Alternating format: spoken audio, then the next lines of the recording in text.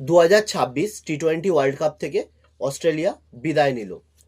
প্রথমে জিম্বাবুয়ের সঙ্গে হার, তারপরে শ্রীলঙ্কার সঙ্গে হার। এই দুটো হারই 2026 টি-20 ওয়ার্ল্ড কাপ থেকে অস্ট্রেলিয়াকে বিদায় নিতে সাহায্য করলো।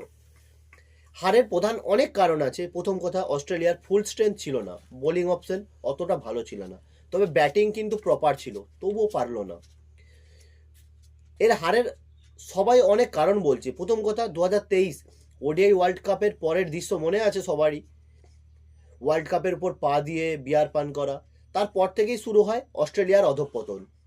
প্রথমে 2024 টি-20 ওয়ার্ল্ড কাপ ইন্ডিয়ার কাছে হারলো রোহিত শর্মার অনবদ্য ইনিংসের জন্য।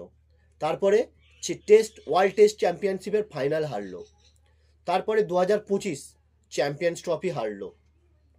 তারপর 2026 এই টি-20 ওয়ার্ল্ড কাপ হারলো। তো এইভাবে অস্ট্রেলিয়ার অধঃপতন শুরু হয়েছে। তো মানছি এবারে ফুল অস্ট্রেলিয়ার স্ট্রেংথ ছিল না।